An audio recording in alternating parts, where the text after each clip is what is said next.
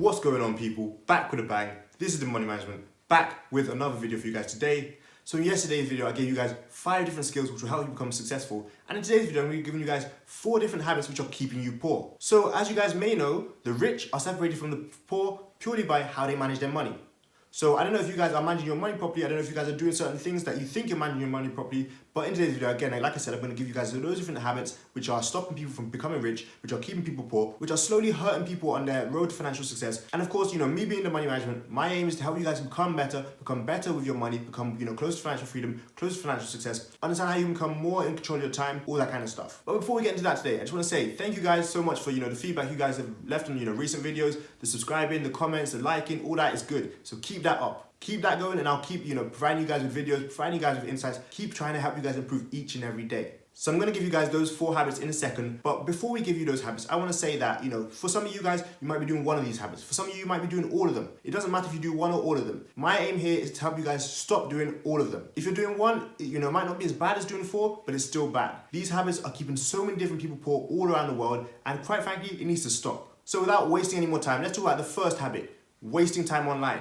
Now, this comes in so many different forms. It may come in the form of social media for you guys, scrolling through your phone. It may come in the form of watching YouTube videos for hours on end. But wasting time online, on the web, on the net, is stopping so many people from actually making money and actually succeeding financially. You might wonder, where is the correlation here? Well, it purely comes down to opportunity cost. I know enough people, and I can tell you this, I know enough people close to me that, they don't have jobs, they don't have, a form of income, and quite frankly, maybe they're not looking hard enough, maybe they're looking hard enough. Either way, it's irrelevant. My point here is, they might not always realize or remember that they don't have a job, they don't have the, disappointment of not having a job, not having income. Why? Purely because they're getting the dopamine hits of social media. They're getting the dopamine hits of, you watching YouTube videos, sitting at home, doing things which are not actually beneficial to them, but again, they're just releasing dopamine, and they like that, they enjoy that. Now, the reason I picked online here instead of, Netflix or Hulu, quite frankly, that's quite similar, it's wasting time. But online, so many people waste so much time online. And quite frankly, I just don't understand it. Yes, it's nice to have, access to everybody on the internet, speaking to random people, seeing what random people are doing. But quite frankly,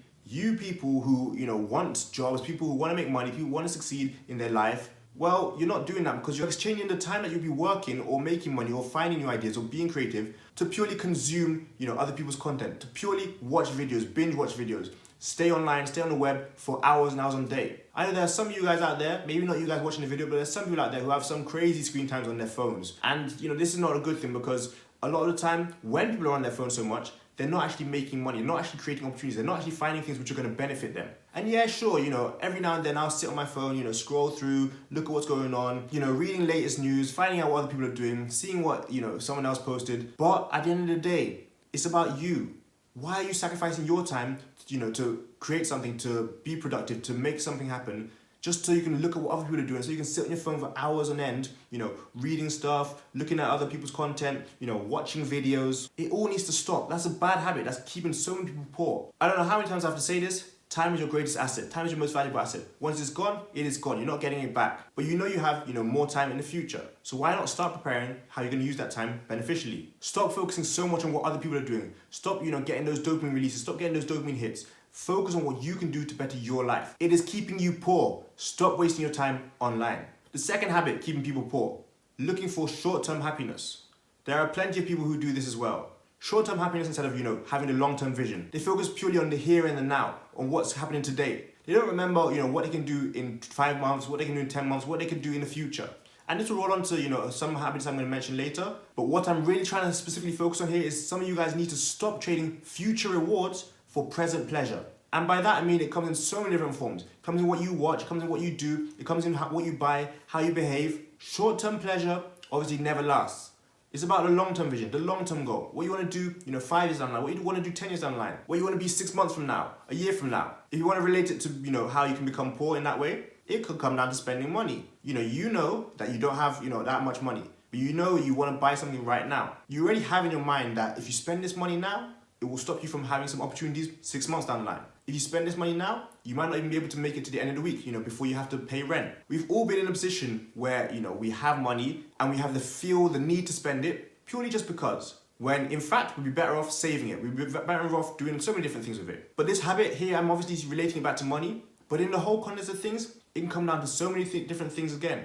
It can come down to your weight loss. You guys want to drop a few pounds, a few kilos each and every month. But short term, it feels nicer to sit on the couch when you could be out running. Short term, it feels better to be at home, chilling, instead of trying to the gym to go and work out. The same goes for, things I've talked about in the past. This might not be directly related to money again, but you're on a weight loss goal. You go to a party, you see people eating cake. You know you want to be involved. But short term, that's not good for you. Short term, that's not what you should be doing. Short term, you know that's not the right decision to make. Long term, it would benefit you if you keep your good streak up, you keep away from that cake, that sugar, the things that are bad for you. What will you do in that situation? Some of you are smart enough and clever enough and focused enough that you'll pick the decision that's going to help you on your long-term journey. Some of you aren't really that bad, you don't really want the weight loss that bad, so you pick the short-term pleasure. Looking for short-term happiness will eventually make you poor. It's a habit that so many people have.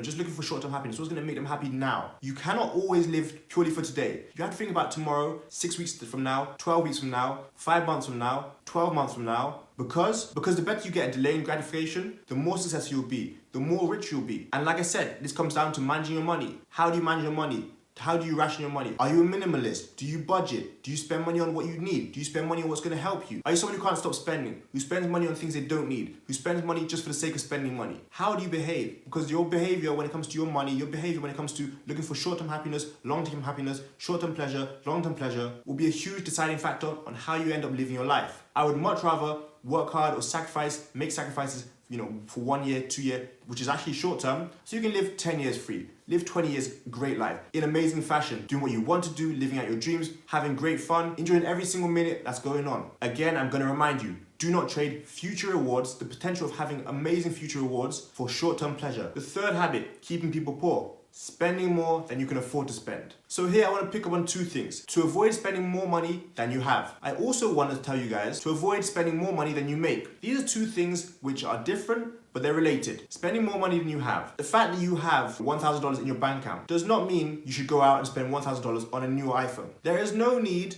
to spend money on a phone which comes out each and every year. I know Apple will make it seem like you need to have the latest phone each and every year. That's why they release a phone each and every year. I know society will make you feel like, oh, you have an iPhone 8? That's lame. You need to have an iPhone 10 or iPhone 11 Pro to fit in, to be cool. If you don't have that money, do not spend it. Like I always tell you guys, if you can't buy it twice in cash or even 3 times in cash, do not buy it. That goes for your car, that goes for your phone, that goes for your laptop, that goes for anything you have. Again, just because you have $1,500 sitting in your bank account and it might be your last $1,500, doesn't mean you should purely buy a laptop just because that laptop may look nice. That money that you have isn't really money that you actually have, because think about it. You're spending your whole, paycheck or the rest of your bank account on purely one single thing, which isn't gonna, bring you back money, which is not gonna help you in any way, but it's gonna take all the money out your bank account and you're left with nothing. Now, I'm not saying that if you have $2,000 left in your bank account, you should go and spend $1,500 on a laptop. That's still money you don't have. Remember I said buy it twice in cash and you're still gonna have money left over. So that doesn't work. And the same goes for spending money that you do not have at all. Stop buying things on credit. Stop going into consumer debt. Avoid that kind of stuff. That stuff is poisonous. That stuff is a habit which keeps you poor. It's very easy to